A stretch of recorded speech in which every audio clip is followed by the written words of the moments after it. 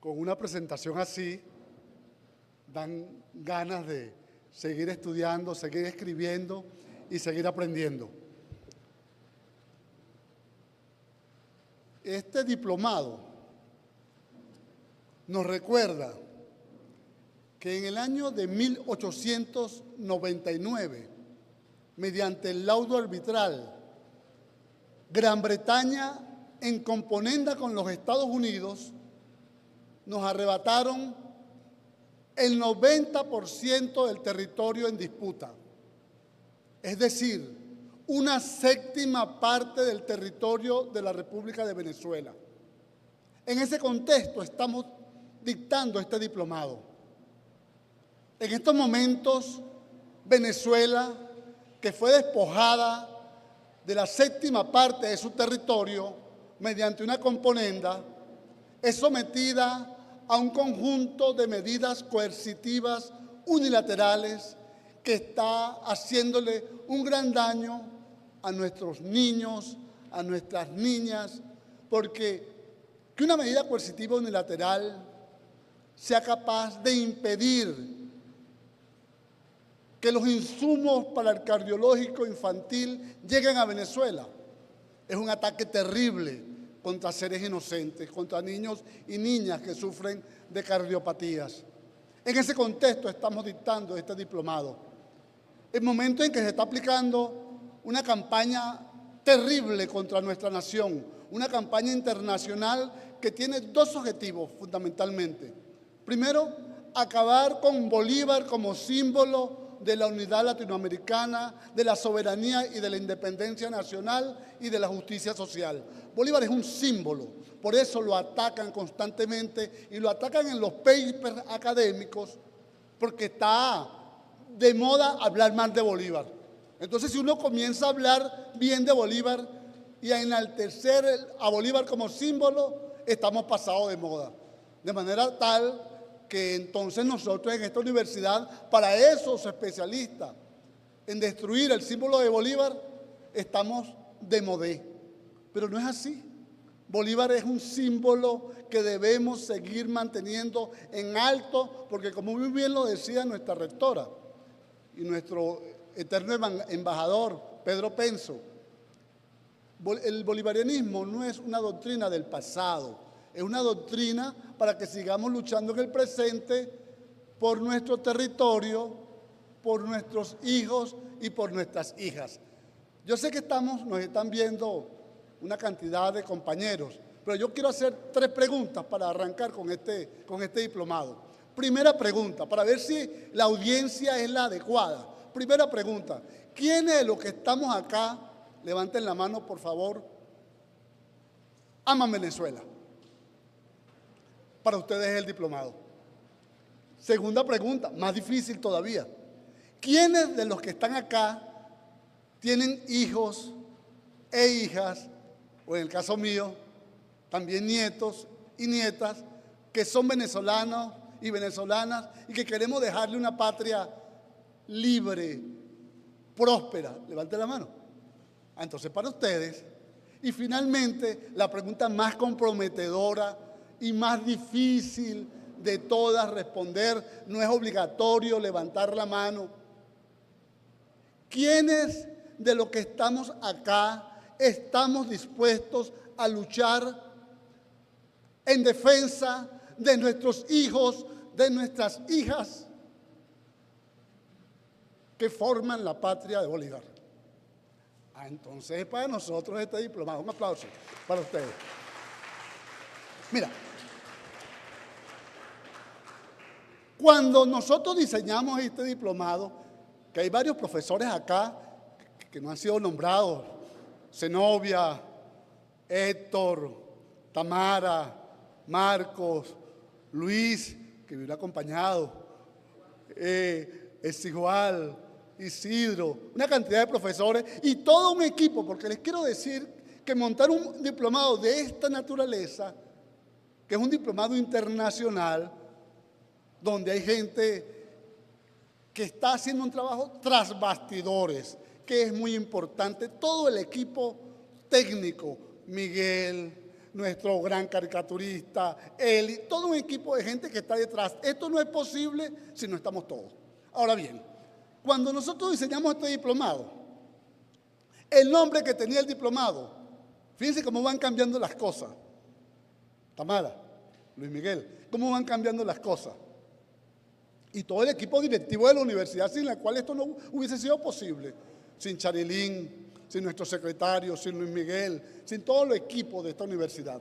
Pero fíjense cómo han cambiado las cosas de rápido, que primero este diplomado se llamaba Bolivarianismo y Monroísmo. Y hacíamos una suerte de comparación entre lo que es la doctrina bolivariana y la doctrina monroísta. Así se llamaba hace unos meses atrás. Pero luego la cosa se puso fea, se puso difícil. Comenzaron a aplicar medidas coercitivas y eso lo comenzamos a ver en nuestra vida cotidiana. La hiperinflación, la guerra, esa guerra que no se ve. Y entonces lo comenzamos a llamar bolivarianismo versus monroísmo. Ya no era bolivarianismo y monroísmo, sino bolivarianismo versus monroísmo, porque la cosa se nos puso más difícil. Pero la cosa se ha puesto tan difícil en poco tiempo que ahora el nombre exacto no es bolivarianismo y monroísmo o bolivarianismo versus monroísmo, sino el nombre exacto es o bolivarianismo y construimos una patria o monroísmo y destruimos la patria. Unos están con el bolivarianismo. Creemos en tres elementos fundamentales: la soberanía y la independencia, la unidad latinoamericana y la justicia social. Y otros creen en el monroísmo, que nos lleva a la guerra, nos lleva a la destrucción, nos lleva a la hegemonía de los Estados Unidos, a la destrucción a la larga de la humanidad. Entonces nosotros hemos preferido, ya avanzando, bolivarianismo o monroísmo. Cuando nosotros estudiamos en la universidad, estaba de moda decir que las relaciones entre Simón Bolívar y los Estados Unidos eran relaciones paradisíacas. Es decir, que los Estados Unidos siempre quisieron a Bolívar y que Bolívar siempre quiso a los Estados Unidos. Y con ese cuento estuvieron los distintos gobiernos enseñando a la población. Incluso hubo un gobierno que editó una obra de un señor llamado Birney Locke, donde decía que existía una sola doctrina, la doctrina panamericana, que consiste en la unidad de los Estados Unidos y toda América del Sur para civilizar América. Y ese libro de Birney Locke fue un libro que editaron por miles. No voy a decir la institución de la Cuarta República que lo editó y el presidente que lo editó, porque no quiero decir malas palabras en este diplomado. Pero ya nosotros podemos decir hoy que siempre hubo un contrapunteo. Y de lo que vamos a hablar en esta primera clase es de ese contrapunteo entre Bolívar y los Estados Unidos y Bolívar. Vamos a ver la primera lámina. Por allá los compañeros que están así pilas ahí con láminas. Yo hago así, entonces, rapidito. Ajá. ¿Qué se decía de Bolívar en los Estados Unidos en tiempos de Bolívar? Un señor que vino a Venezuela, Juan Bautista Írvine, que vino a Venezuela en el año de 1818, fue el segundo representante estadounidense que vino a Venezuela y conoció a Bolívar, estuvo entre octubre y marzo de 1818 y 1819, él conoció a Bolívar y su opinión fue que Bolívar lo conoció, no fue que leyó sus textos, fue que lo conoció y convivió con él en Angostura. Dijo, Bolívar es un general charlatán y un político truán. Eso lo está diciendo en 1818. No dijo que era un libertador, no dijo que estaba luchando por la patria, no dijo que se estaba oponiendo al imperio donde no se ponía el sol, dijo que era un general charlatán. Y en el año de 1827, el edecán de Simón Bolívar, Bedford Wilson, dijo, no he encontrado un solo norteamericano que hable bien de usted. Bolívar le pidió a Wilson que recopilara las opiniones que existían en los periódicos de los Estados Unidos y él llegó a esa conclusión. Siguiente. embajador, un cónsul de los Estados Unidos en el Perú, llamado William Tudor. Y William Tudor fue cónsul de los Estados Unidos en el Perú entre el año de 1824 y 1828. ¿Y qué dice él en los papeles que hoy podemos leer porque están desclasificados? ¿Qué le decía él al secretario de Estado de los Estados Unidos?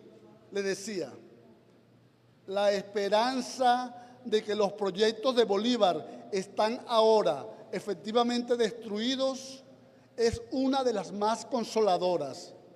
Estados Unidos se ven aliviados de un enemigo peligroso futuro, una especie de amenaza inusual. Eso lo decía en el 27 al secretario de Estado, que era Henry Clay. Siguiente. Y el mismo Tudor decía las razones por las que estaba en contra de Bolívar. Eran muchas las razones, pero él decía la más importante: Bolívar tenía un proyecto de justicia social que consistía en abolir la esclavitud, 1, darle tierra a los indígenas, 2, y darle tierra al pueblo en armas que estaba luchando por la independencia, 3. Eso escandalizó a los Estados Unidos. ¿Cómo es eso de que los negros van a ser libres, los indios van a tener tierras y el pueblo que esté en armas, una vez que luche por la independencia, va a tener tierras? Eso es escandaloso. Y entonces Tudor le escribe a Clay: téngase presente que sus soldados, los de Bolívar, nuestros abuelos y muchos de sus oficiales son de mezcla africana. Obsérvese los límites del negro triunfante de libertad, que son los que están en América del Sur, y los del negro sumido en sombría esclavitud, y a cuántos días u horas de viaje se hallan el uno del otro. Reflexiónese y luego, sin aducir motivos ulteriores, júzguese y dígase si el loco del sur podría habernos molestado. Bolívar era el loco del sur para los Estados Unidos. Por eso no es extraño que después también consideraran a Chávez el loco del sur, y no es raro que consideren al pueblo venezolano, que sigue resistiendo ante el acoso de los Estados Unidos, nos sigan tildando de un pueblo loco. Por eso no es extraño que esta locura no sean capaces de entenderla. Siguiente, por favor. En el año 1829 llegó a Bogotá, que era la capital de la República creada por Bolívar en 1819, la República de Colombia, que como ustedes saben está conformada por lo que hoy es Venezuela con el Esequibo, por lo que hoy es lo que hoy es Colombia con Panamá y Ecuador, una gran nación. Entonces él llega, enviado por los Estados Unidos, fíjense bien, como embajador.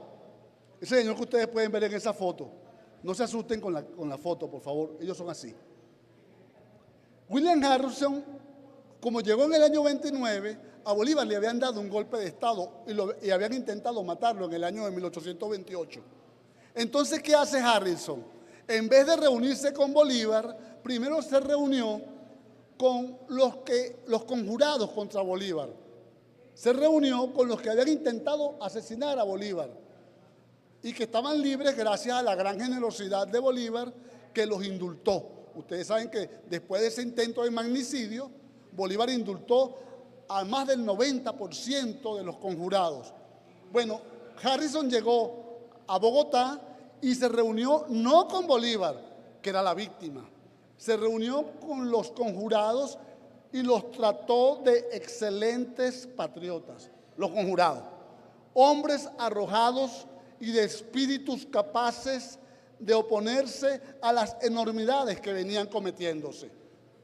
Y dice que eso representa la parte inteligente del pueblo. amantes de los Estados Unidos y de sus instituciones. Porque si usted apoya a los Estados Unidos, usted es inteligente, sabio, merece el Nobel. Y si usted apoya a Bolívar y a los bolivarianos, usted es ignorante. Fíjense como ya desde entonces se veía claramente la aversión de los Estados Unidos contra Bolívar. Todo esto que estoy diciendo yo, gracias al excelente trabajo que viene haciendo un equipo extraordinario. Ahí está Martín, ahí está Miguel, ustedes lo van a poder ver, ¿verdad? En virtual, de manera virtual. Además, tengo entendido que en este diplomado tenemos una ventaja maravillosa, que si uno tiene una manchita en la cara, ellos te arreglan aquello. Yo estoy contentísimo, porque ustedes los que están acá presentes me pueden ver con mis defectos físicos, pero el que lo vea en virtual uno sale bien parecido, o hermoso, atractivo. Esto ocurrió en el año 29, gracias a la magia que hace el equipo. Siguiente. Esto ocurrió en el 29. Entonces, me pregunto, yo voy a hacer una pregunta acá. Nosotros, desde el año 92, volvimos a levantar las banderas del bolivarianismo. La mayor parte de ustedes son muy jóvenes y no pudieron participar de esas batallas. Pero desde el 92, pero incluso antes, nosotros veníamos luchando en nombre de Bolívar. Porque cuando Gran Bretaña, en diciembre de 1902, conjuntamente con Alemania, invade Venezuela y bombardea las costas,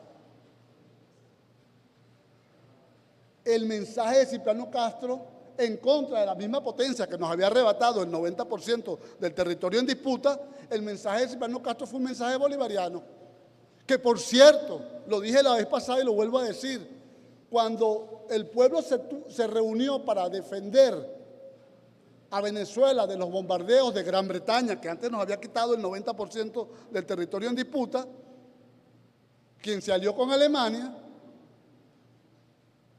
salió el pueblo de Venezuela a defender a su nación.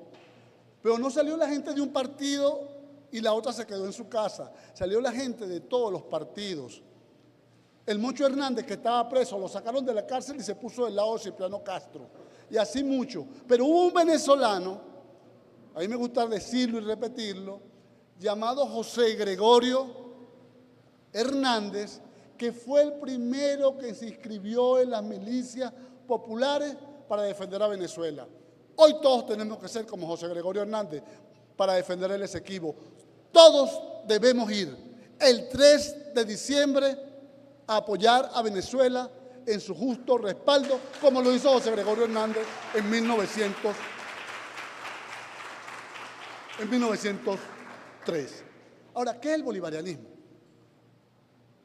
Yo tengo unos cuantos años estudiando este tema. Yo no tenía el cabello blanco cuando comencé a estudiar este tema. Se me puso el cabello blanco, no por estudiar el tema, sino por asuntos de la edad. Y cuando comencé a estudiar este tema dije, bueno, ¿por qué estamos luchando?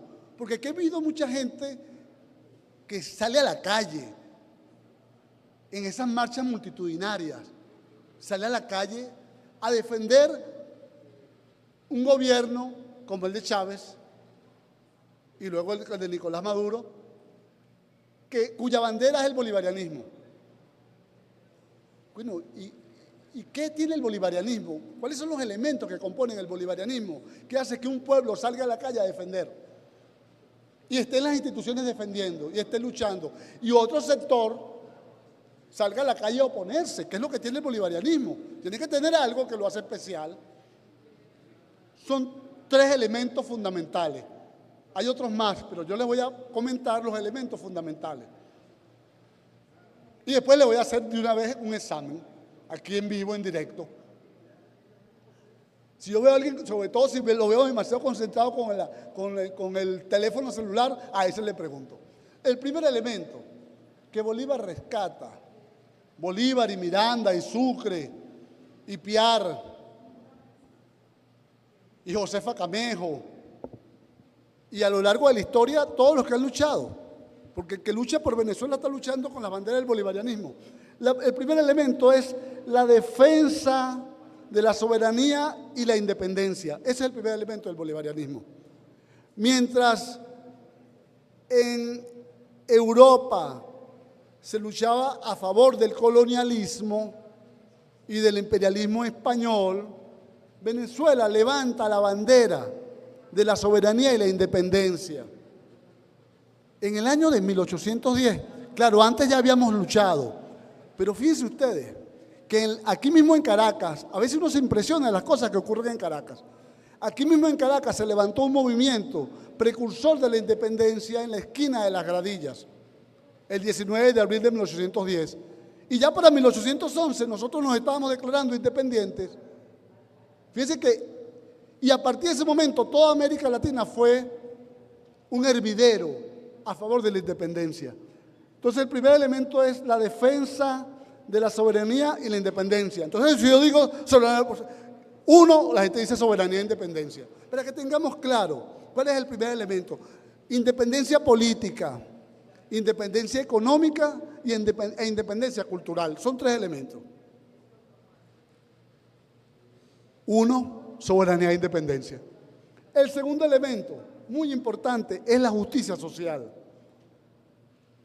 Mientras en Estados Unidos, para ponerles un ejemplo, a las personas de color oscuro, los negros, negras, los esclavizaban, Bolívar propuso, a partir de 1816, propuso la abolición de la esclavitud. Eso era una revolución, una verdadera revolución. En Inglaterra habían prohibido el tráfico de esclavos, pero seguían con la esclavitud. Ya no seguían traficando supuestamente, pero seguían apoyando la esclavitud, que era la base de sustentación del capitalismo británico. Y en Estados Unidos no querían saber nada de la abolición de la esclavitud. Esos negros y esas negras tenían que estar allí esclavizados. A tal extremo llegó el tema de la esclavitud en los Estados Unidos, que los principales, esos que llaman padres fundadores, todos estuvieron esclavizados. Todos fueron esclavistas. Mientras eso ocurría en los Estados Unidos, en Venezuela, Bolívar y los venezolanos liderizamos un proceso de darle libertad a los esclavizados. Mira, eso que hoy nos parece obvio, era un escándalo en el siglo XIX. Y Bolívar se puso al frente de nuestro pueblo para que esos muchachos, esas muchachas, nuestros abuelos, nuestras abuelas, nuestros tatarabuelos, nuestras tatarabuelas, que eran sometidos a distintas formas de tortura, fueran libres, gozaran de libertad. Vamos a darle un aplauso a Bolívar, creo que se lo merece. Lo segundo que propuso Bolívar en el tema de la justicia social, que esto uno tiene que ver a Bolívar en su dimensión superior. Mientras en los Estados Unidos la política en relación con los indígenas era masacrarlos, asesinarlos, asesinar a los búfalos, fueron millones de búfalos exterminados. Mientras eso ocurría en los Estados Unidos, que la política era exterminio absoluto de los indígenas, Bolívar propuso no uno, no dos, no tres, 5 decretos entregándole tierra a nuestros pueblos indígenas. Y establecía que si llegaba a haber un litigio entre un criollo y un indígena en relación con las tierras, la razón la tenía el indígena. Fíjense qué hermoso. No solamente le entregó las tierras, sino en caso de un litigio, el indígena tenía la razón. Pero no conforme con eso, Bolívar estableció lo siguiente. Pongámonos en aquel momento mientras estaban exterminando indios en el norte y Bolívar entregando tierras acá. Y además, Bolívar estableció que esas tierras no las podían vender. ¿Y por qué Bolívar propuso que no las podían vender? Para que los latifundistas no coaccionaran a los indígenas y les quitaran las tierras. Entonces, Bolívar es un símbolo de la justicia social. Defendió a los hombres venidos del África y les propuso la libertad. Defendió a los indígenas y les propuso entregarle tierras. Y finalmente, algo muy importante. ¿Quiénes de los que están acá son hijos de oligarcas? Sus antepasados son gente con muchas tierras. Julio me levantó la mano allí. Ah, no, no. Pero fíjense, casi todos nosotros, la mayoría, nuestros padres, son de origen humilde y nuestros tatarabuelos lucharon en la guerra por la independencia. ¿Qué ocurría? Bolívar dijo, bueno, muy bien, usted está luchando por su patria, pero esta guerra la vamos a ganar. Y cuando la ganemos, usted va a gozar de bienestar. Usted va a tener tantas tierras como la que se haya ganado en el campo de batalla, porque pensó en el bienestar de los humildes. Entonces Bolívar propuso 3 medidas en materia de justicia social. Número 1, libertad absoluta de los esclavos. Número 2, distribución de la propiedad entre los libertadores. Y número 3, distribución de tierra entre los indígenas. Fíjense qué hermoso. Todo lo contrario de lo que estaba ocurriendo en el mundo antes y después. Le voy a poner un ejemplo de si Bolívar fue un adelantado. A mediados del siglo XIX hubo en Argentina una cosa que llaman la conquista del sur. Ustedes saben que la gente siempre le pone nombres como bonitos a las cosas. La conquista del sur consistió en el exterminio de los pueblos indígenas. Y esa conquista del sur, el doctrinario de esa conquista del sur, es un hombre. El Día Internacional de la Educación se celebra en honor a ese personaje que se llama Domingo Faustino Sarmiento. Él decía, lo único que tienen los indígenas de humanos es su sangre y hay que exterminarlo.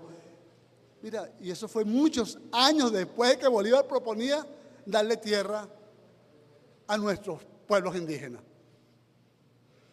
Y el tercer elemento, que es fundamental, es lo que Bolívar llamó la unidad suramericana, la unidad y la integración suramericana. Bolívar siempre comprendió que juntos somos poderosos, solos no tenemos gran fuerza. Entonces, Bolívar planteó que todas esas naciones que habían sido colonias de España se confederaran, se unieran contra los enemigos comunes. ¿Y cuáles eran los enemigos comunes? Los enemigos comunes eran 2. Primero, los aliados de España en la Santa Alianza. Todos se pusieron de acuerdo. Así como la Unión Europea se pone de acuerdo ahora contra Venezuela y Gran Bretaña, no conforme con habernos quitado el 90% de nuestro territorio en disputa, la 7ª parte del territorio que vamos a recuperar a partir del 3 de diciembre, no conforme con eso, nos han quitado nuestro oro en los tiempos actuales. ¿Y qué decía Bolívar? Bueno, esa unión de la Santa Alianza Europea monárquica, que es la misma Unión Europea contra Venezuela, esas cosas no cambian mucho con el paso de la historia. Por eso es que es tan importante estudiar la historia, porque lo que no se conoce no se ama y lo que no se ama no se defiende. Entonces Bolívar propuso crear una estrategia de unidad latinoamericana y propuso dos cosas maravillosas las dos. La primera que propuso fue reunirnos en el Congreso Anfictiónico de Panamá. El Congreso Anfictiónico de Panamá, Bolívar lo comenzó a planificar unos meses después de la batalla de Carabobo. Porque hasta que no se dio la batalla de Carabobo, en junio de 1821, no fue posible unir todo un territorio. Fue gracias a la batalla de Carabobo que nosotros pudimos hacer la campaña del sur. Y entonces a partir de ese momento Bolívar se propone, bueno, vamos a unir a todas las naciones y pueblos latinoamericanos con 2 objetivos. 1, defendernos de cualquier ataque. 2, atacar a los posibles enemigos. Eso es lo primero. Y otro que es maravilloso, que lo voy a explicar con detalle, es que se planteó crear la Colombia bolivariana, una gran nación conformada, repito, por lo que hoy es Venezuela con el Esequibo, porque desde entonces el sol de Venezuela nace en el Esequibo, el sol de Venezuela desde tiempos de Bolívar, con la Nueva Granada, que para ese momento no se llamaba Colombia, sino Nueva Granada, que también tenía a su lado a Panamá como parte del territorio, que luego los Estados Unidos en 1903 gentilmente le arrebataron ese territorio, lo dividieron para poder controlarlo. Entonces son tres ideas fundamentales las que componen el bolivarianismo. Una, yo voy a repasar, ahora viene el repaso. La primera idea, defensa de, pero qué público, Dios mío, de la soberanía y la independencia. Uno, de Bolívar, porque por eso estamos luchando. Primero, uno, defensa de la soberanía y la independencia. Dos, defensa de, oye, pero muy bien de la segunda fila para atrás. Uno, mejoró la primera fila. Dos, oye, pero la primera fila con Alí allá al frente. Y tres, por eso es que Bolívar propone la creación de la República de Colombia bolivariana, la Colombia bolivariana, integrada por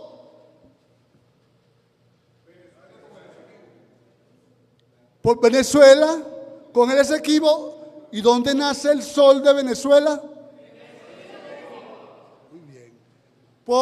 También por la Nueva Granada, por Panamá y por Ecuador, que para esa época se llamaba Quito. Por eso es que nosotros, con Chávez al frente, creamos instituciones de unidad suramericana. Creamos la CELAC. ¿Quién me dice otra? Petrocaribe, el ALBA. Bueno, porque para ser bolivariano tienes que crear, y por allá dice Gabasut y el Sucre, y pensamos crear un banco del sur, porque si no hay unidad suramericana, estas revoluciones están en peligro. Solo la unidad nos hará libres, nos decía Simón Bolívar. Pasemos a la siguiente. Pasemos a la siguiente. 1, 2, 3. Frente a eso, los Estados Unidos se plantearon exactamente lo contrario, el monroísmo. Lo llamamos monroísmo y lo asociamos con James Monroe, pero todos fueron supremacistas, injerencistas. Lo fue Washington, lo fue Madison, lo fue Jackson, fueron todos, lo fue Quincy Adams. Entonces, frente al proyecto de independencia y soberanía, los Estados Unidos pusieron en práctica el injerencismo y la hegemonía. Frente al proyecto de justicia social, los Estados Unidos pusieron en práctica el proyecto de inequidad social y racial. Y frente al proyecto de unidad suramericana, los Estados Unidos han puesto en práctica el proyecto de divisionismo contra Sudamérica. Entonces son tres por los Estados Unidos, tres básicos, no es lo único. Injerencia y hegemonía antes y ahora, inequidad social antes y racial antes y ahora, y divisionismo contra Sudamérica antes y ahora. ¿Cómo se expresa eso? Vamos a verlo allí, vamos a verlo rápidamente. ¿Cómo se expresa eso? Siguiente, por favor. Mira, hay tres características que si nosotros no la entendemos, esto me ha ayudado mucho a entenderlo, el libro de Vladimir Acosta que recomendamos, El monstruo y sus entrañas, y conversar con Garcés, que es nuestro psicólogo acá. ¿Qué es lo que está en la psicología profunda de las élites estadounidenses y en la psicología profunda dolorosamente voy a decir esto, del pueblo norteamericano? ¿Y qué es lo que está allí? Hay tres elementos, otra vez con el repaso, pero esta vez le voy a preguntar al grupo que está por allá. Hay tres elementos del monroísmo, que sustentan el monroísmo. Número uno, el racismo. Son un pueblo, una nación profundamente racista. Dos, el fundamentalismo religioso. Pareciera que los Estados Unidos es un Estado laico. No, no es un Estado laico, es un Estado profundamente religioso protestante, que nos está mandando, por cierto, a sus misioneros a convencernos, para dividirnos. Y 3, el expansionismo. Veamos cómo es esto del racismo. Yo voy a poner 3 ejemplos sencillos del tema del racismo. Siguiente, por favor. Julie. Mira. Benjamin Rush, quien nació en 1745 y murió en 1813, fue un médico muy importante en los Estados Unidos y es el padre de la química en los Estados Unidos. Y en tiempos de Bolívar, sus libros se leían aquí en toda América Latina. ¿Y qué decía de Benjamin Rush? Si alguien está de acuerdo con Benjamin Rush, yo ruego por favor que lo aplauda. Y si alguien está en desacuerdo, vamos a tener que lanzarle una pita. Repito, si estamos de acuerdo, lo aplaudimos. ¿Están de acuerdo? Y si estamos en desacuerdo, le lanzamos una pita. ¿Qué decía Benjamin Rush, una autoridad en la materia? Ser negro es una enfermedad hereditaria de la piel, negroidismo. Y dice, pero puede ser curada. Los no blancos son en realidad blancos por debajo, pero tienen una forma no contagiosa de lepra que oscurece el tono de la piel. Los blancos no deben casarse con ellos, ya que se tendería a infectar a la posteridad. Por lo tanto, se debe eliminar la enfermedad y para eso se inventaron el Ku Klux Klan. ¿Aplausos o pita?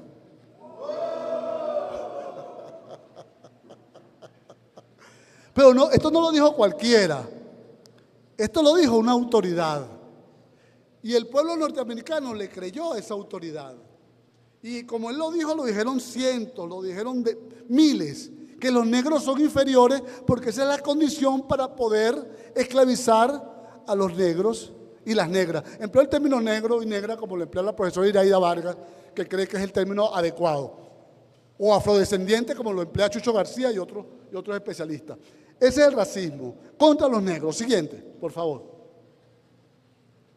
John Chevington, coronel del ejército estadounidense. Todo lo que ustedes ven allí son osamentas de búfalos. ¿Y por qué hay esa osamenta de búfalos? Porque la campaña para eliminar a nuestros pueblos originarios de Norteamérica, como no los podían eliminar por las armas, comenzaron a asesinar a los búfalos, que era la fuente de proteínas, de alimentos, de vestido, de calzado, de vivienda de nuestros pueblos indígenas. Entonces, ¿qué dice Chevington?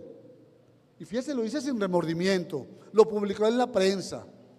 He venido a matar indios y creo que es un deber y un honor.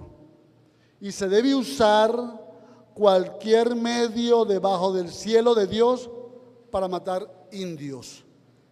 Esto lo está diciendo Chevington en la misma época en que Bolívar produjo sus 5 decretos para entregarle tierra a nuestros antepasados indígenas. Por eso es que este enfrentamiento no es un enfrentamiento del pasado, no es un recurso para regodearnos en hechos que hoy han sido superados, es un enfrentamiento del presente, porque ellos del río Bravo para abajo no ven sino pueblos mestizos, herederos de negros, herederos de indígenas, que nos hemos enamorado y nos hemos querido y nos hemos reproducido, y así nosotros en América vamos a seguir defendiendo nuestra patria con nuestros hijos negritos, con nuestras hijas negritas, con nuestros hijos catiritos y con nuestras hijas catiritas.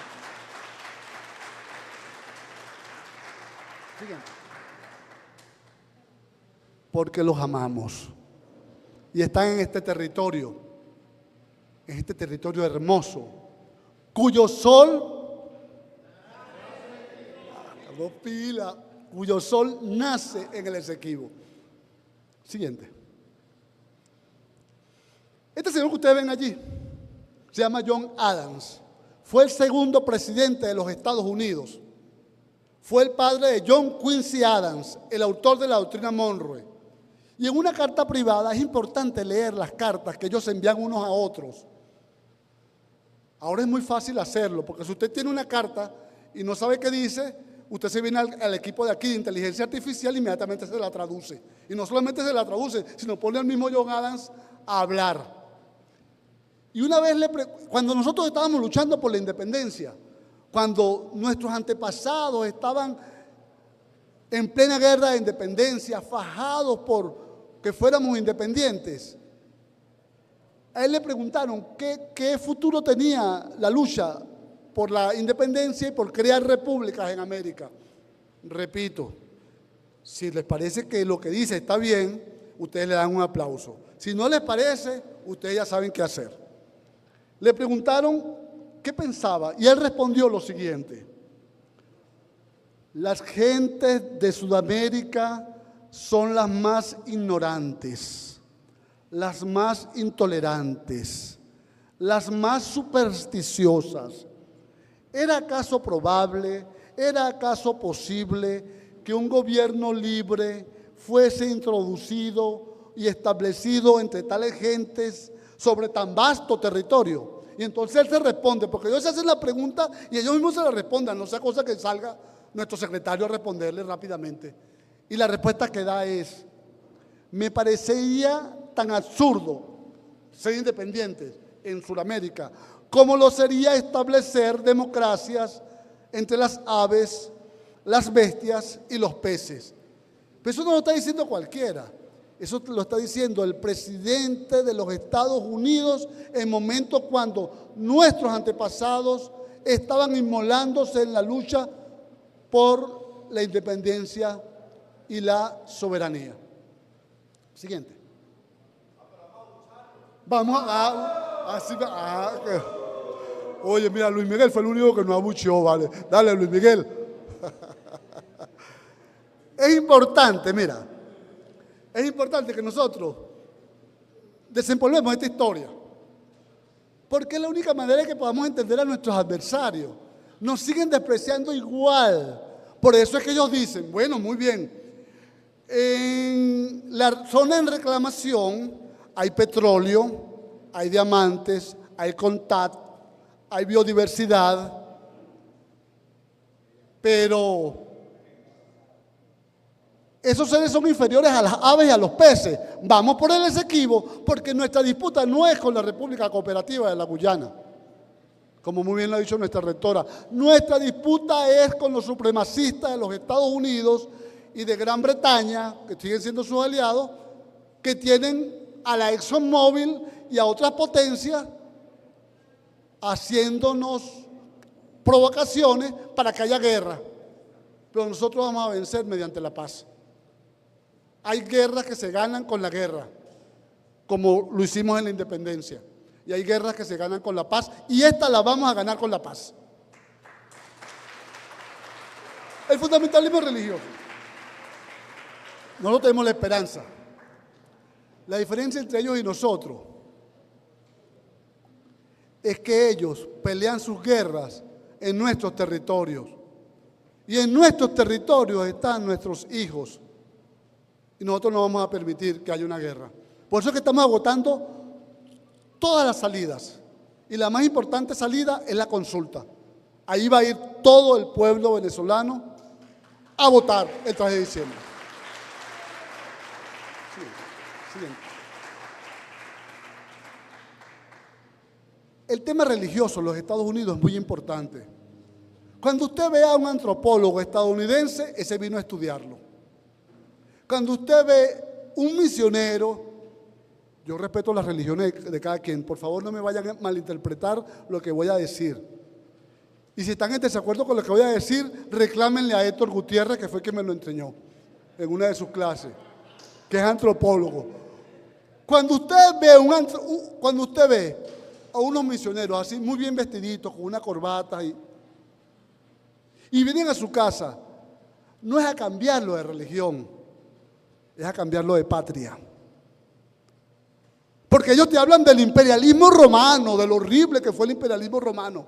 Pero tú le dices, ¿y el imperialismo estadounidense? No, yo estoy hablando del imperialismo romano. Ellos no vienen a cambiar tu religión, ellos vienen a cambiar tu patria. Por tanto, tenemos que ser muy cuidadosos para que toda forma de teología sea una forma también de defensa de la patria, como nos lo enseñaron en América Latina, gente como Juan Germán Rocio, que es uno de los pioneros de la teología de la liberación y es del Guárico de Venezuela. ¿Qué decía John Sullivan?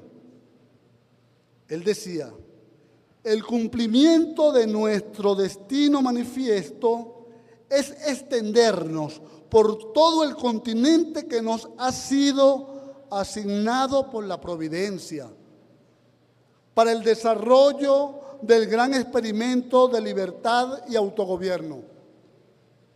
Yo le pregunto, oye, al más catirito que haya acá, aquí nuestros catires son bolivarianos, vayan a pensar ustedes. Le pregunto, ¿y quién le dio a los Estados Unidos, cuándo Dios le dio a los Estados Unidos el derecho de ellos ser los dueños de toda América? ¿Cuándo? ¿En dónde? ¿Dónde están esas escrituras? Dios, usted Jefferson, usted Washington, usted es dueño de Venezuela. Y usted Quincy Adams, usted es dueño del resto. ¿Cuándo y dónde? Pero los Estados Unidos sí creen eso. Y eso lo dijo, fíjense ustedes, en el año de 1845. Y ustedes dicen, bueno, muy bien, eso es una ocurrencia de uno de estos misioneros. No, no fue una simple ocurrencia. Fíjense ustedes, la siguiente, por favor. Ellos lo dicen eso en el 45, pero entre el 45 y el 48 invaden México.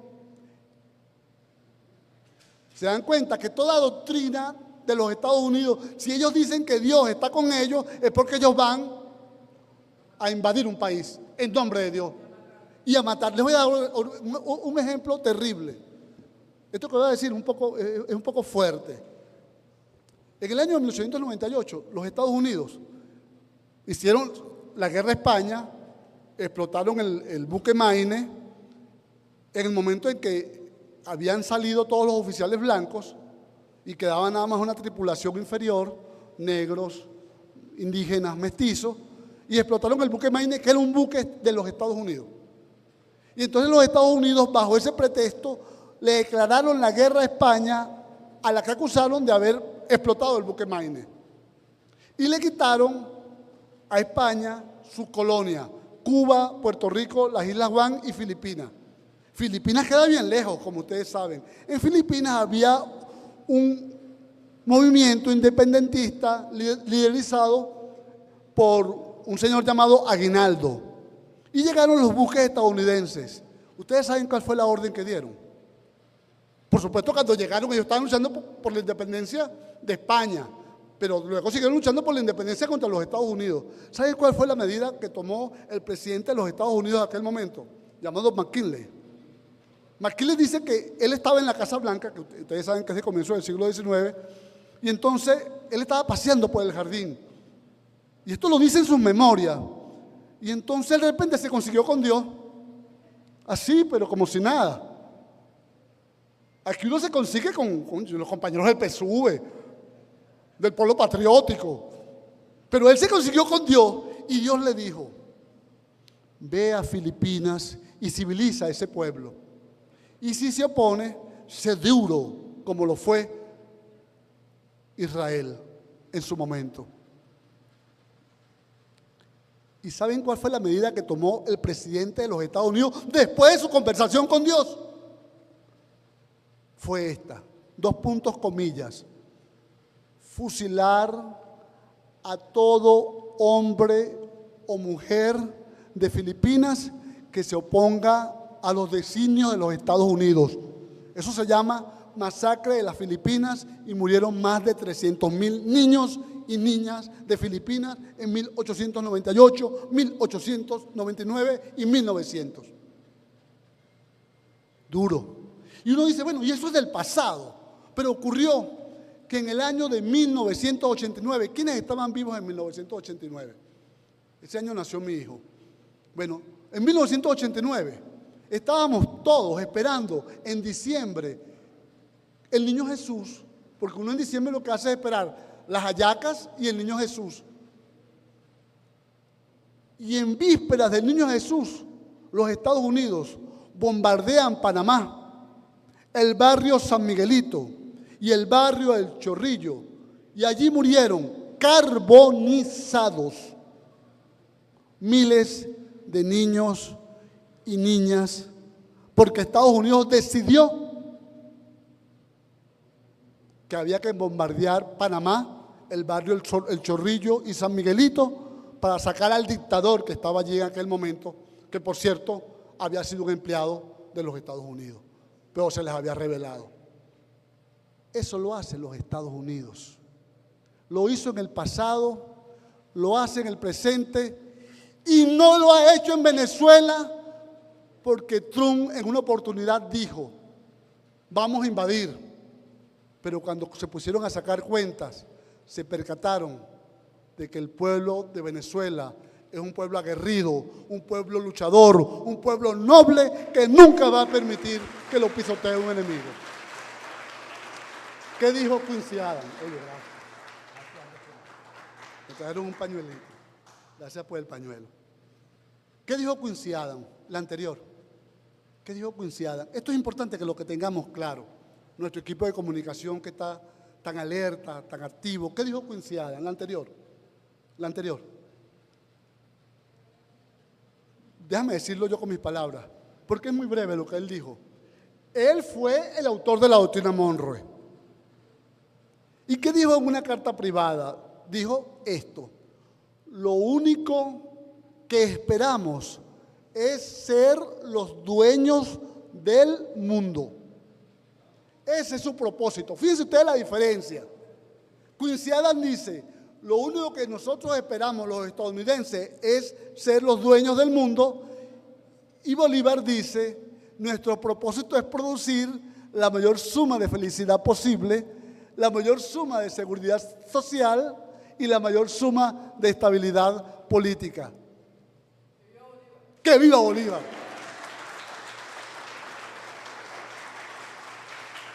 Vemos la diferencia. ¿Se dan cuenta por qué es o bolivarianismo o monroísmo? Porque mientras nosotros, el pueblo venezolano, defiende la felicidad, yo les voy a hacer una pregunta a todos. ¿Quiénes de ustedes cuando conocen a alguien y se enamoran le proponen la mayor suma de felicidad posible?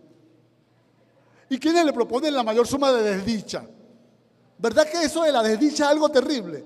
Entonces uno lo que proponen desde Bolívar para acá es la felicidad. Un nuevo aplauso para Bolívar, que nos ha dicho que el objetivo nuestro debe ser la suprema felicidad.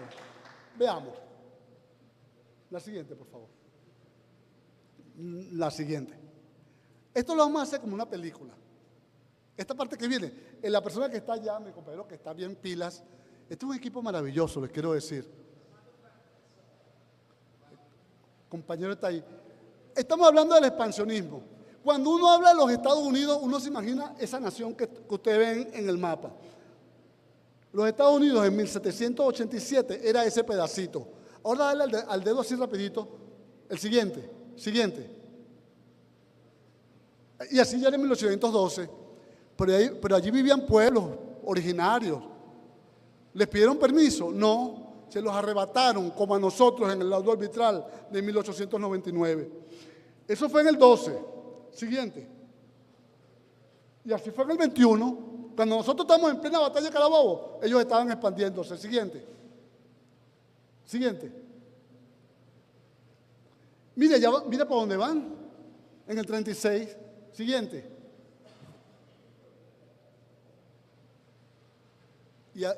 Lo siguiente es que en el año 45-48 le quitaron más de la mitad del territorio a México. Y les voy a decir algo más. En el año de 1927, fíjense la fecha, 1927, nos querían quitar la República del Zulia. Si no es por Eduardo Machado, un comunista que dirigía la Liga Internacional, que hizo la denuncia, la Liga Internacional Antiimperialista, menos mal que aquí tengo a mi asesor en Relaciones Internacionales, Pedro Penso. Si no es por Eduardo Machado, que dirigía la Liga Antiimperialista Internacional y denunció el intento de los Estados Unidos de quitarnos la República del Zulia, porque ya se había descubierto el petróleo, pues. Es que yo tampoco es que le gusta territorio donde no haya riqueza. Si hay riqueza, me voy con la ExxonMobil. Pero aquí en Venezuela, en estos momentos, hay bastantes Eduardo Machado dispuestos a defender el territorio del Esequibo, porque el sol de Venezuela... Por eso es que esta universidad tiene un vicerrector de telecomunicaciones, ¿verdad? De alto nivel. Fue el que gritó más alto, así es. Ahora, ¿cómo ha sido ese contrapunteo entre Bolívar y los Estados Unidos? Entrando en materia. Bueno, yo aproveché para hacerme un poco de publicidad.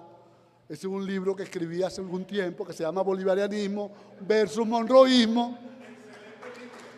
No van a tener que comprarlo porque ya está colgado en la página. Lo pueden consultar allí. Denle un like. Si quieren dar algo más, denle también, no hay ningún problema.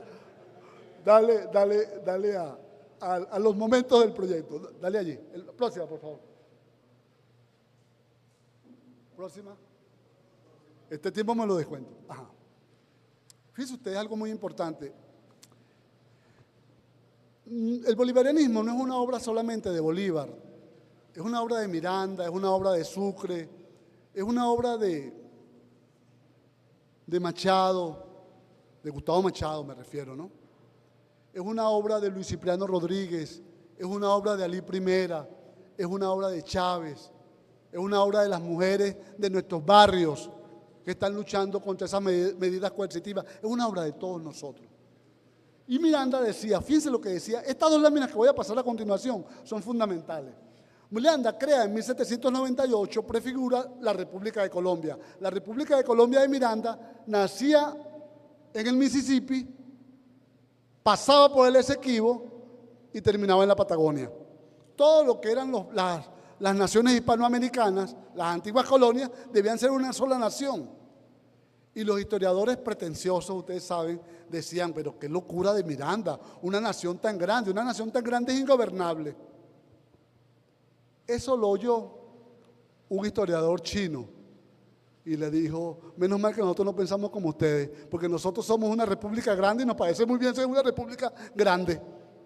Y después lo oyó un historiador brasileño y le dijo, qué bueno que nosotros no pensamos así, nosotros somos una república grande y nos gusta ser grande, porque solamente en un gran territorio podemos hacer un gran proyecto. Y eso lo tenía muy claro Bolívar y lo tenía claro Miranda.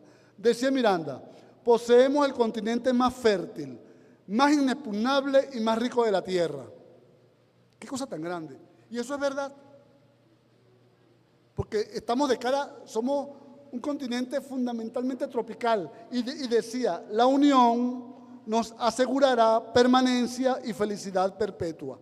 Eso lo decía en el 98. Pero fíjense en este dato, préstenle mucha atención a esto, aléjense un momentico de los celulares y presten atención a lo que dijo Monroe en aquel momento, porque esto es fundamental. La siguiente, por favor.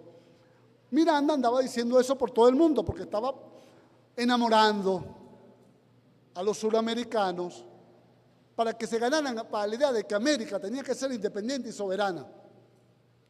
Y entonces Monroe era embajador en Francia. Esta fotografía de Monroe que aparece allí es una fotografía que se consigue por internet, donde siempre lo ponen muy buen mozo. Pero nuestro equipo, maravilloso equipo audiovisual, consiguió la verdadera foto de Monroe y la van a encontrar en el chat, se dice. Conseguimos la verdadera foto de Monroe. ¿Cómo se llama? En el aula. Capaz es que a este aula tiene que ir aprendiendo. Pero fíjense ustedes. Después le vamos a cambiar esta foto donde parece que fuera un actor de cine. Cuando Miranda, atención con esto que es muy importante. Cuando Miranda decía que teníamos que estar unidos y ser independientes. Fíjate, Roger, lo que decía Monroe, lo voy a decir poco a poco. Y eso está plenamente vigente en la actualidad. Decía, no podemos permitir que el general Miranda desarrolle una vasta nación en el continente americano. Este proyecto, desde su óptica, debemos de tenerlo a como dé lugar, ya que una nación con esas características sería el acabose de la nuestra, que apenas la forman las 13 colonias, ay qué triste, qué poquito, que se liberaron de Inglaterra. Una nación de las dimensiones que la ve el general Miranda sería única, ya que la inmensa mayoría de esos pueblos, 1, hablan español, 2, tienen la misma religión y 3, las mismas costumbres.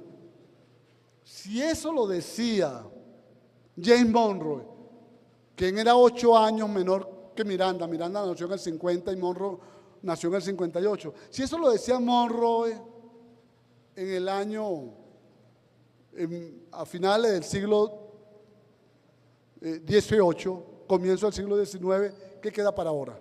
Ellos saben cuáles son nuestras fortalezas y ellos van por nuestras fortalezas, que no son solamente fortalezas en lo material, son fortalezas también en lo espiritual. Siguiente, por favor. Yo voy a explicar hoy 3 momentos, para no extendernos, claves del conflicto entre Bolívar y los Estados Unidos. Primero, voy a hablar de la primera misión, la de 1810. Pasa a la siguiente. Y voy a hablar de los eventos más importantes para que nos quede claro que no hubo luna de miel entre Bolívar y los Estados Unidos. Hay un personaje llamado Juan Vicente Bolívar. Juan Vicente Bolívar es un personaje que ha tenido muy mala suerte en la historiografía. Deberíamos hacerles un monumento. Deberíamos rescatar la figura de Juan Vicente Bolívar. Juan Vicente Bolívar fue el hermano mayor de Bolívar. Y cuando se creó la Junta Suprema de Caracas, se mandaron, en el año de 1810, se crearon varias delegaciones para ir a otros países a pedir apoyo. Una se fue a las Antillas, otra se fue a la Nueva Granada, otra se fue a Inglaterra, se fue Bolívar con Andrés Bello, que tenemos que seguirlo rescatando, y Luis López Méndez, y se fue Juan Vicente Bolívar, el hermano mayor de Bolívar, se fue para los Estados Unidos con otro señor llamado Telésforo Orea. Ellos iban tenían los siguientes objetivos. Número 1, comprar armas. El que quiere la paz se debe preparar para la guerra. Comprar armas a los Estados Unidos, porque los Estados Unidos supuestamente eran un país que creía en la independencia y la república. Segundo, comprar materiales para el arado, porque quien quiere una revolución tiene que poner a producir su país. Fíjate qué claro estaba Juan Vicente Bolívar. Y tercero, fueron a pedirle a los Estados Unidos que apoyara el movimiento independentista que estaba por arrancar. Y a comprar como les dije, a comprar unas armas. Era un hombre mantuano, tenía mucho dinero, y entonces se fue a los Estados Unidos y con su propio dinero compró las armas. ¿Qué hicieron los mercaderes de los Estados Unidos? Fíjense esta conducta tan farisaica de los Estados Unidos. Las mismas armas que le habían vendido al hermano de Bolívar, la vendieron por unas lentejas más a los representantes españoles, número 1. Luego, nunca falta, comenzó una campaña de descrédito contra el hermano mayor de Bolívar, porque él se reunió con el embajador buscando una negociación, el embajador de España, y entonces aquí en Venezuela inventaron que había traicionado. Y lo más triste es que él se devuelve en un barco llamado San Ildefonso, y el barco naufraga y él se muere ahogado en 1811. Así terminó el primer intento de buscar apoyo en los Estados Unidos, con el naufragio del hermano mayor de Bolívar, Juan Vicente Bolívar, que merece un monumento y ser recordado como un gran patriota. Fíjense ustedes que si todo tiene sentido, fíjense que si los adversarios nuestros también están claros, que hay una serie espantosa por lo que está detrás. Está muy bien hecha desde el punto de vista del cine, menos mal que estamos en la Universidad de las Comunicaciones y aquí analizamos los contenidos. Pues Luis Miguel es un gran especialista en análisis de contenido, Luis Miguel Delgado, nuestro vicerrector. Y fíjese usted, ve la serie de Netflix sobre el Libertador. ¿Y qué es lo que está detrás? Acabar con el prestigio de Venezuela. Cada vez que aparece un venezolano, Páez aparece como un bárbaro. Usted podrá decir lo que quiera de Páez, pero Páez fue un valiente hombre que luchó por la independencia de Venezuela, que luego traicionó, esa es otra cosa. Pero en tiempos de la lucha por la independencia, fue un gran hombre. ¿Y cómo aparecen los tíos de Bolívar? Que estaban en España y recibieron a Bolívar, que formaban prácticamente parte de la corte. ¿Cómo lo describe la serie Netflix? Como unos tipos incultos, ebrios, que no sabían ni siquiera manejar los cubiertos. ¿Y por qué inventan eso? ¿Y cómo aparece el hermano mayor de Bolívar? Como un hombre que estaba nada más interesado por acostarse con las mujeres. Así aparece. Pero eso no es el hermano mayor de Bolívar. El hermano mayor de Bolívar fue nuestro primer gran embajador en los Estados Unidos y así debemos recordarlo para la posteridad. ¡Viva Juan Vicente Bolívar! Bolívar nunca insistió mucho en este tema, porque ustedes saben que no hay nadie que hable peor de ti que tus propios compañeros. No hay nadie que hable mejor de ti que tus propios compañeros también. Entonces, bueno, había una campaña contra el hermano y él no quiso tocar ese tema. Segundo momento de contrapunteo, siguiente. Lo que voy a contar es una cosa bien triste. Otra cosa triste es que las relaciones con los Estados Unidos están plagadas de momentos tristes. En el año 1812, en marzo, Venezuela sufrió uno de los terremotos, el terremoto más devastador que ha habido en la historia de Venezuela, que fue el de 1812, con el agravante de que la gente estaba en los templos. Y allí murió una parte importante de la población. Y la gente quedó, unos muertos, otros graves y otros en la ruina. En aquel momento ya había muerto Juan Vicente Bolívar y estaba Telésforo Orea en los Estados Unidos. Y Telésforo Orea le pide al Congreso de los Estados Unidos que por favor, ante la tragedia terrible que está viviendo Venezuela, que por favor manden alimentos para Venezuela, porque en ese momento los venezolanos están pasando por una situación muy difícil. Y necesitamos la ayuda de alguien. Y el país más poderoso estaba al norte, los Estados Unidos, porque los demás eran enemigos. España no nos iba a mandar ayuda humanitaria.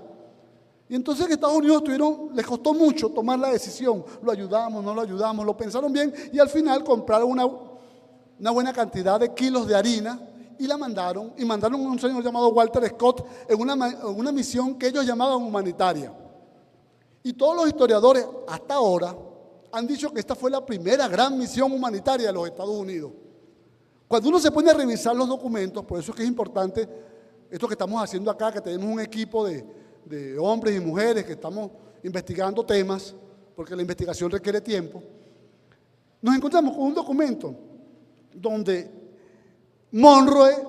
siempre Monroe, le dice a Alexander Scott, que era el jefe de la misión, le dice que haz creer que vas a ayudar, pero tú realmente lo que vas es a espiarlos, vas a espiar. No estaban condolidos por lo que nos estaba pasando en Venezuela. No había eso que llaman compasión, no había eso que llaman empatía, no había eso que llama dolor por el sufrimiento ajeno, no. Y le dice en la carta, voy a hacer una cita textual. Esta es la orden que le da.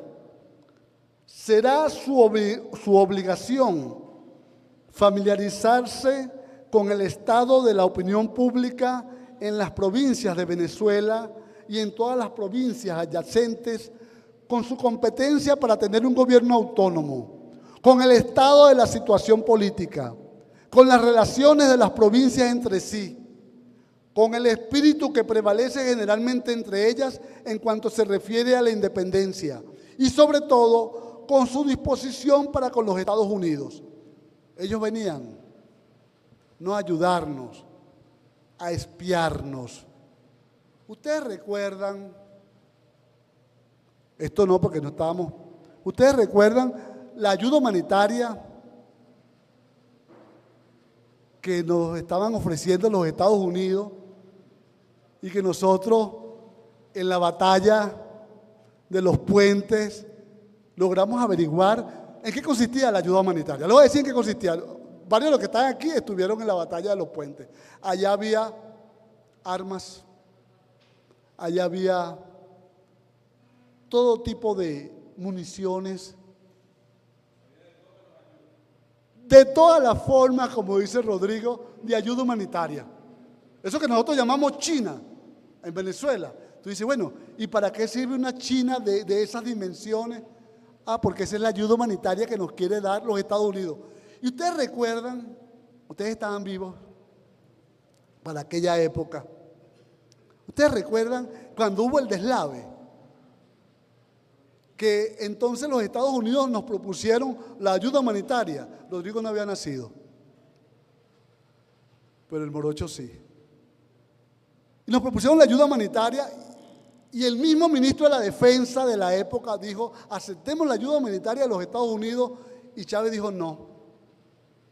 No, porque detrás de toda promesa de ayuda humanitaria lo que hay es un intento de invasión. Aplauso para Chávez, que lo tuvo claro. Ni siquiera en la tragedia Chávez echó para atrás un principio tan importante. Segundo, si yo digo, me van a ayudar por favor, si yo digo 1800, la anterior por favor, si digo 1810, la gente dice Juan Vicente Bolívar, ¿les parece? Si digo 1811, no ayuda humanitaria. Vamos a ver si lo estoy haciendo bien. Yo quiero saber si estoy llegando, porque de repente yo estoy aquí y la gente está concentrada pero pensando en otra cosa. En este día yo estaba en mi casa y estaba preparando unas cosas y mi hija me está hablando. Y después la niña me puso una trampa. Me dijo una cosa que no tenía sentido. Me dijo, papá, te dije una cosa que no tenía sentido y tú no te diste cuenta. Préstame atención. 1810. Siguiente. 1812.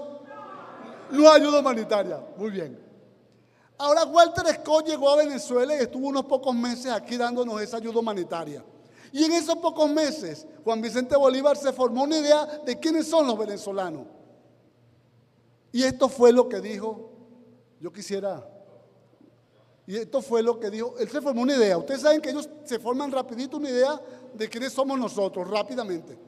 Y entonces él se forma la idea de quiénes son los venezolanos. Repito, Walter Scott es el enviado de los Estados Unidos para ofrecernos ayuda humanitaria.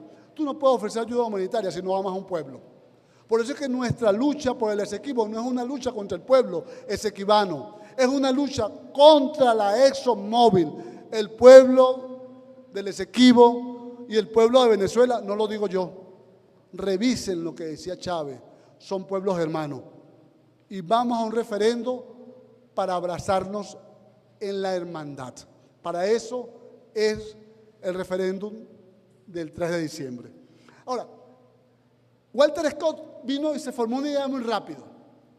A mí me da hasta pena leer esto que está acá. ¿Tú me ayudas, Ali, a leer esto? Pero viniéndote para acá, oye, ¿por qué? Y esto es lo que decía Walter Scott.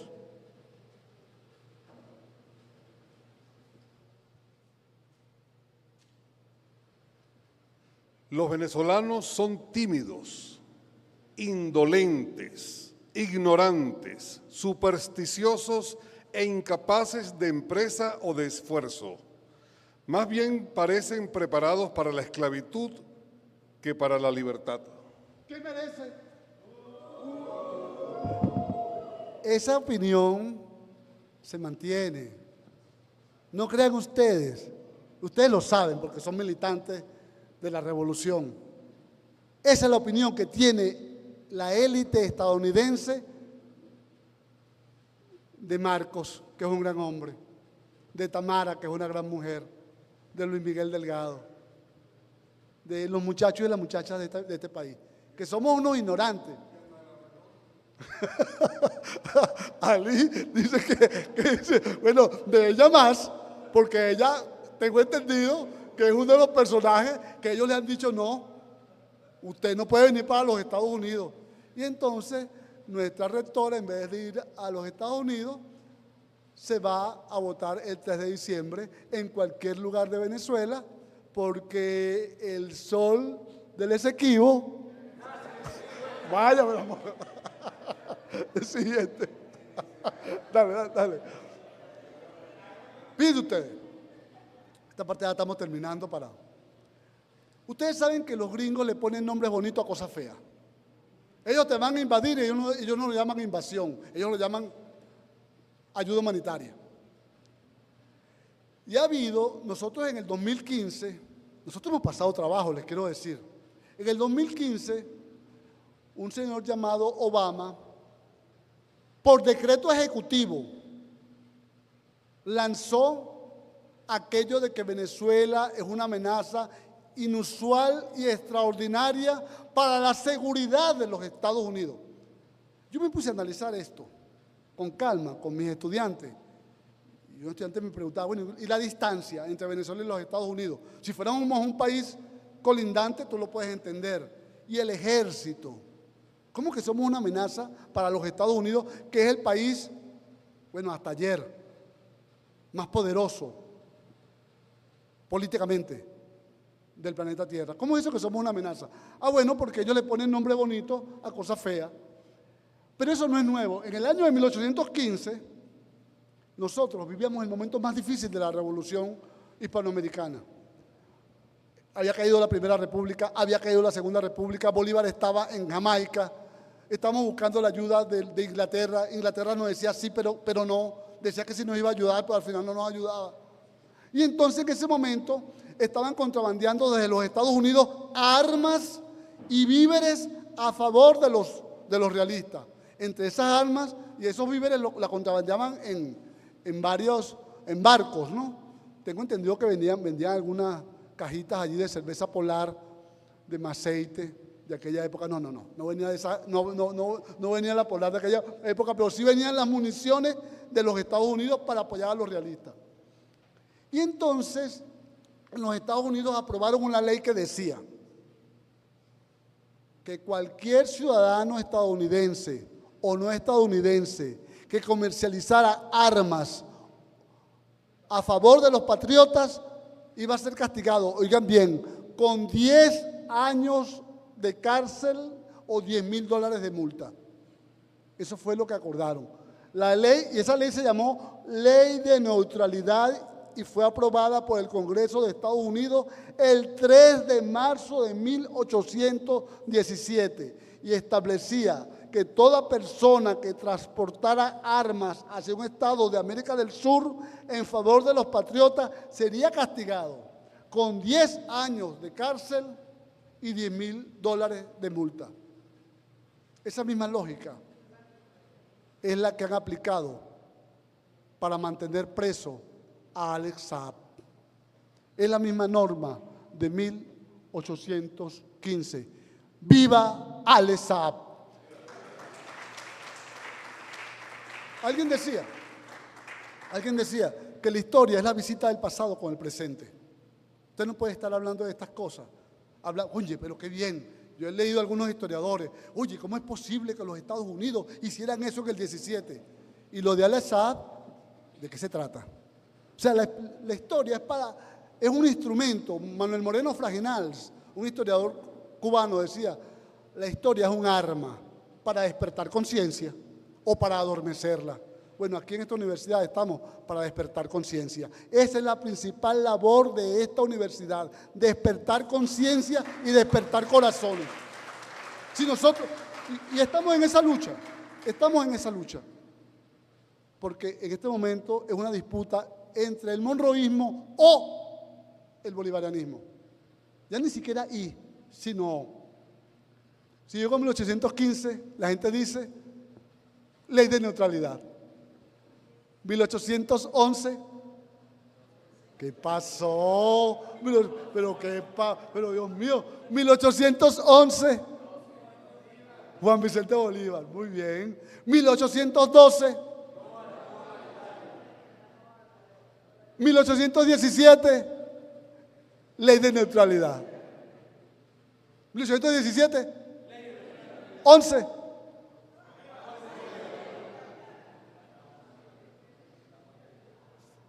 Mi amiga Zenobia lo dice con firmeza, caramba. Sí. Siguiente. En ese momento Bolívar, que era un diplomático también, que decía las cosas de manera pedagógica, pero se cuidaba de no ganarse enemigos. Nosotros en este momento tenemos que hacer una labor diplomática muy fuerte. Nosotros tenemos aliados en el mundo. Y en el momento que tenemos aliados, nosotros le vemos las virtudes a los aliados. Nosotros somos aliados de Rusia, de China. Esos son nuestros aliados. ¿Contra quién? Contra los Estados Unidos. Nuestros hermanos del norte, Bolívar, que los quería como aliados, se han mantenido inmóviles espectadores de esta contienda, que por su esencia es la más justa y por sus resultados la más bella e importante de cuantas se han suscitado en los siglos antiguos y modernos. Esa es la lucha más importante. Nosotros pudiésemos decir lo mismo. En este momento Venezuela puede decir lo mismo. Esta lucha que estamos llevando a cabo, mira, las mujeres de los barrios, los hombres, los muchachos en las universidades, los obreros en las fábricas, la gente en cada lugar está luchando. Cada vez que una persona conquista un día de felicidad, cada vez que tú le puedes dar un helado a tu hijo o a tu hija, cada vez que tú puedes salir a pasear con alguien y le arrebatas a la ignominia un momento de felicidad, estamos venciendo. Cada día de alegría es un día de victoria. Y nosotros somos un país alegre, nosotros somos un país feliz. Hay una gente que dice, el modelo, quitando las medidas para que tú veas cómo se baila tambor en este país. Y aún con las medidas, bailamos tambor, hacemos sancocho, nos reunimos, hacemos todo lo posible por ser felices, porque nosotros venimos de Bolívar. Y esa lucha por la independencia no fue una lucha fácil, fue una lucha sumamente difícil. Y hoy nos toca vivir otra vez, como decía Bolívar, una contienda que es bella y una de las más importantes de la historia. Y yo estoy seguro de que nosotros, desde Venezuela, con Venezuela, vamos a triunfar. Nosotros vamos a triunfar. Nosotros vamos a vencer. Estamos terminando esta clase. Siguiente. 1811.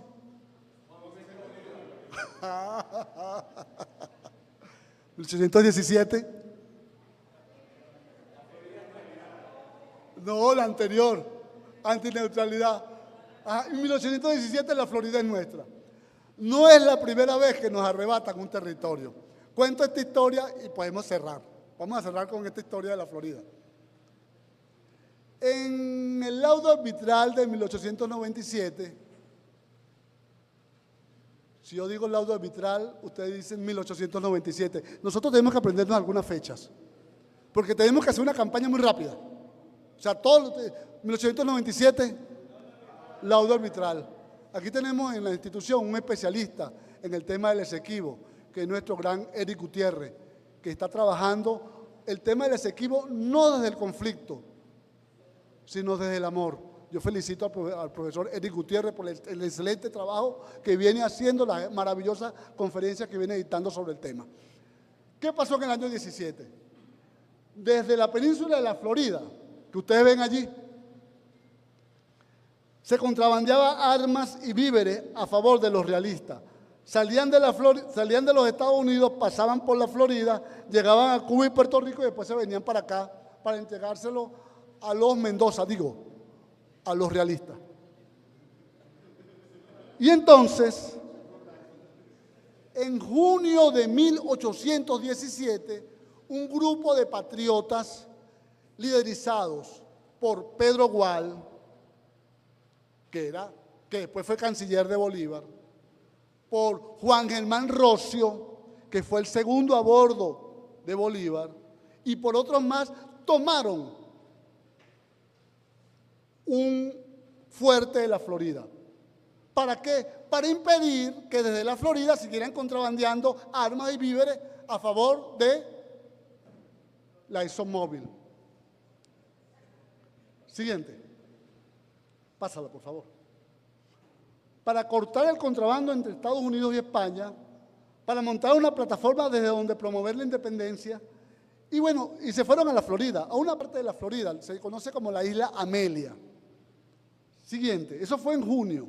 Siguiente, por favor. ¿Quiénes estuvieron allí? Les voy a decir rápidamente. Pedro Gual, que después que estudió con Bolívar primaria, en la Escuela de las Primeras Letras, también fue alumno de Simón Rodríguez. Juan Germán Rocio, que fue el segundo a bordo, el padre de la teología de la liberación, venezolano. Agustín Codazzi, que era un joven militar italiano. Gregorio MacGregor, personaje extraordinario escocés. Luis Houry, un personaje francés.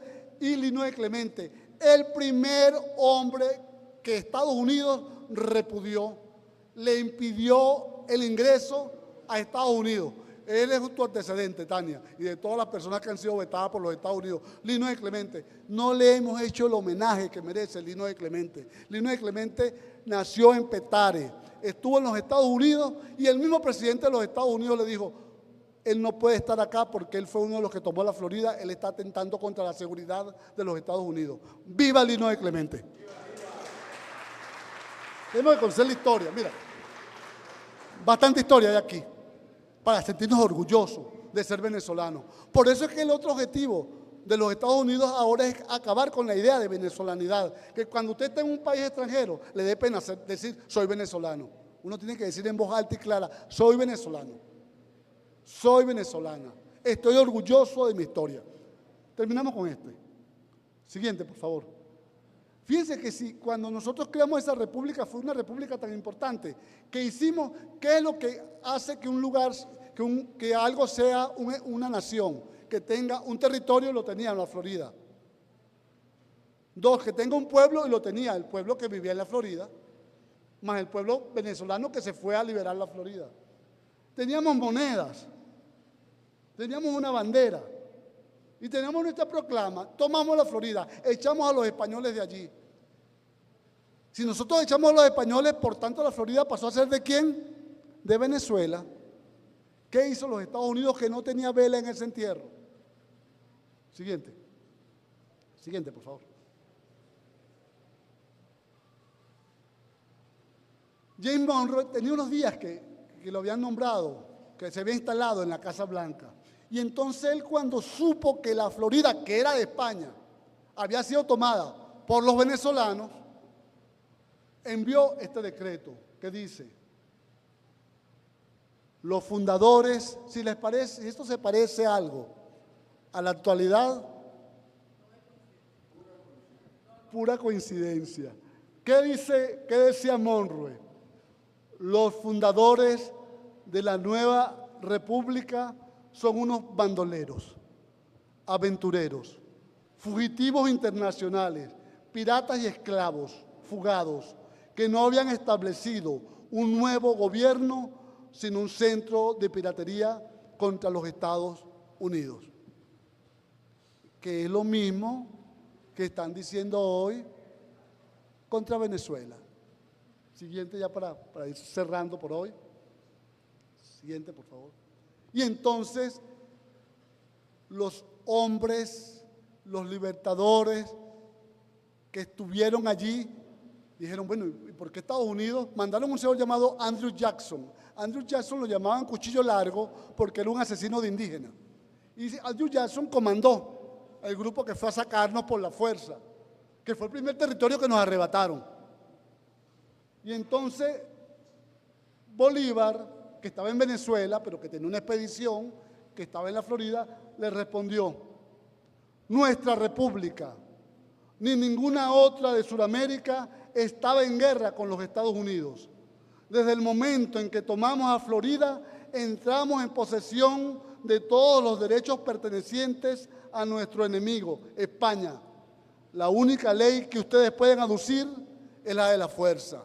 Hoy nosotros podemos decir, la única ley que puede aducir los Estados Unidos es la de la fuerza. Y nosotros tenemos la fuerza del amor. Muchísimas gracias.